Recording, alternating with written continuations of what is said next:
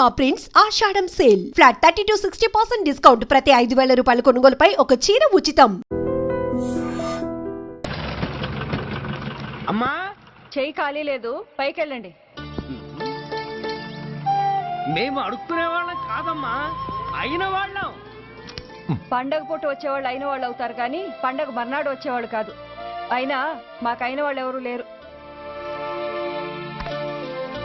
చాలా థ్యాంక్స్ అమ్మా. నేను అనాథనన్న విషయం చెప్పకుండానే చెప్పావు. ఏంట్రా ఏంట్రా అన్నావు?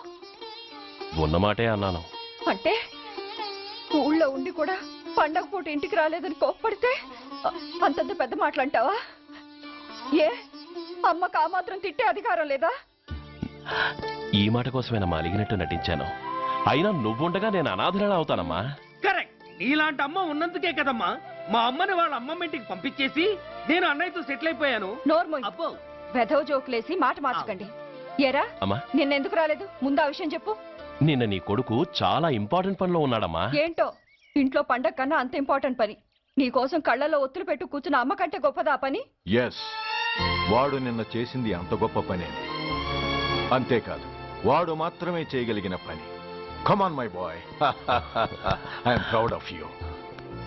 ఎంతకాలం ఈ ఊళ్ళో ఎవడు డ్యూటీలో చేరినా జాయినింగ్ రిపోర్ట్ కన్నా ముందు ఆ ధనరాజు గారికి రిపోర్ట్ చేసి వచ్చేవాడు.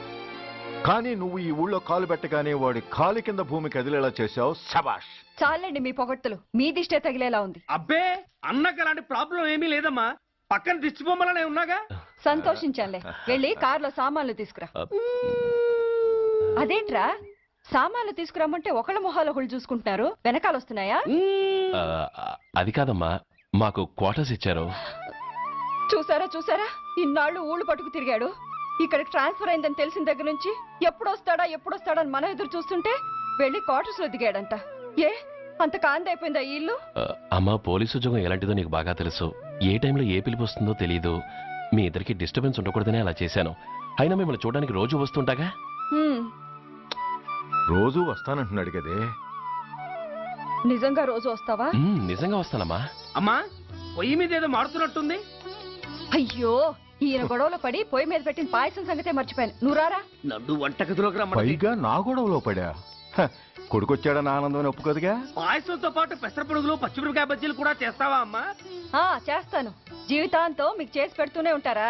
అంతేగా మరి అమ్మల పని.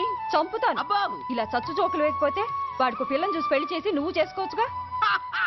పిచ్చి అమ్మ, చూసుకోవడాలు ఎప్పుడో అయిపోయాయి, ఇంకా చేసుకోవడాలే తరువాయి.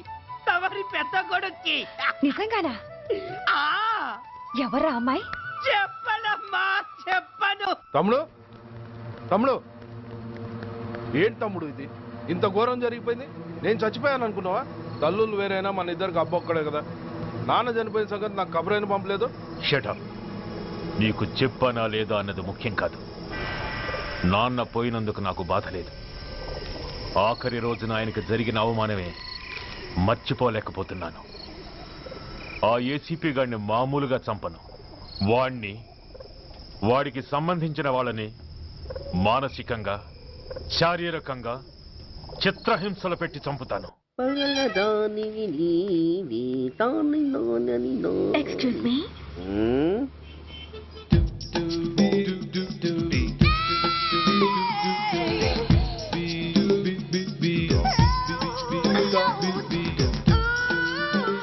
ట్యాంక్ బండికి ఏ బస్ ఎక్కాలండి?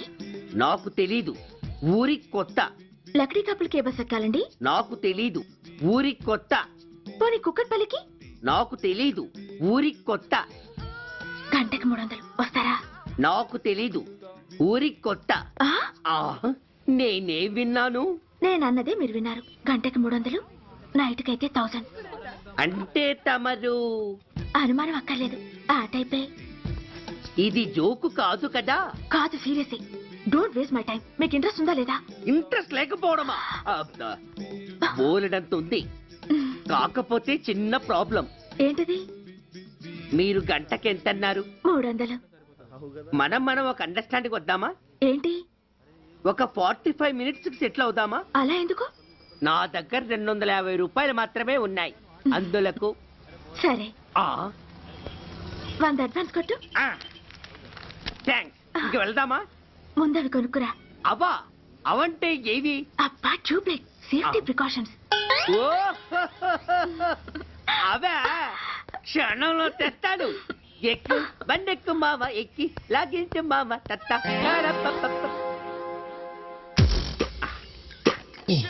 ఒక 3 ఇవ్వండి. ఏంటవి? అవే పిల్లలు బెలూన్లుగా ఊది ఆడుకుంటారు, పెద్దవాళ్ళు వాళ్ళని కరకుండా వాడుతుంటారు అవి. ఏం కావాలో తిన్నగా చెప్పవయ్యా, పొద్దున్నే మూడోటి చేయమాక. ఆ మూడొచ్చినప్పుడు వాడుతుంటారే అవి. ఓహో మూడ్సా? ఆ కాస్త మంచివి చూసి 4 కాలాల పాటు మన్నేవి ఇవ్వండి. ఇవిగోండి.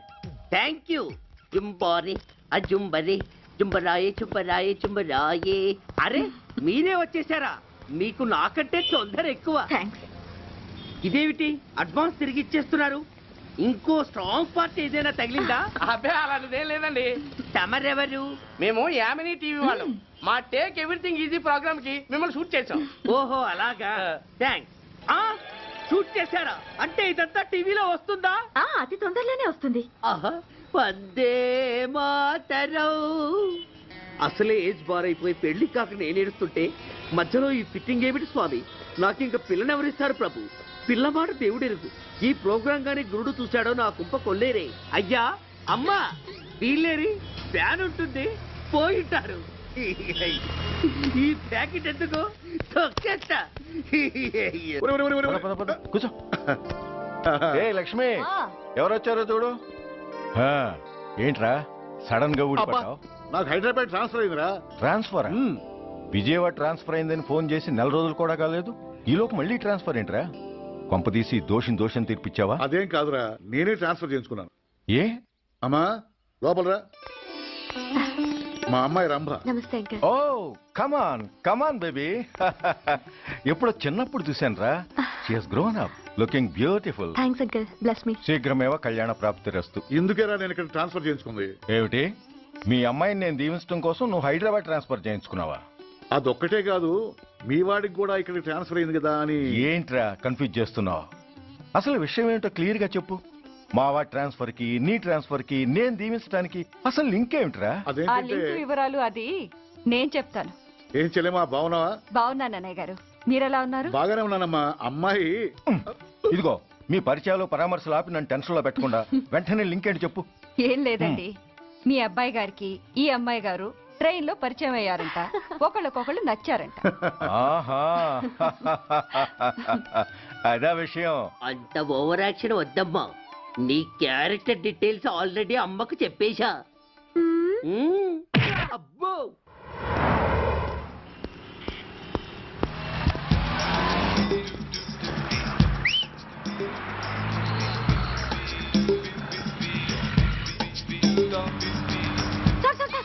Excuse me, RTC bus stand కి వెళ్ళాలంటే ఏ నెంబర్ బస్ ఎక్కాలండి? 10 బస్ ఎక్కండి. Thank you so much. Sir in case Secunderabad railway station కి వెళ్ళాలంటే ఏ నెంబర్ బస్ ఎక్కాలి? Thank you very much. Sir suppose airport కి వెళ్ళాలంటే 6D బస్ ఎక్కండి. Is that okay? Thank you very very much. గంటకి 500 వస్తారా? గంటకి 500. What? Per hour 500 rupees, full night కి అయితే 3000 రూపీస్. ప్లేస్ మీ ఇష్టం. ఏంటలా చూస్తున్నారు? సేఫ్టీ గురించి ఏం ప్రాబ్లం లేదు. కామసూత్ర కండమ్స్ నా దగ్గర ఉన్నాయి. ఇంట్రెస్టెడ్ అయితే ఓ 200 అడ్వాన్స్ ఇవ్వండి.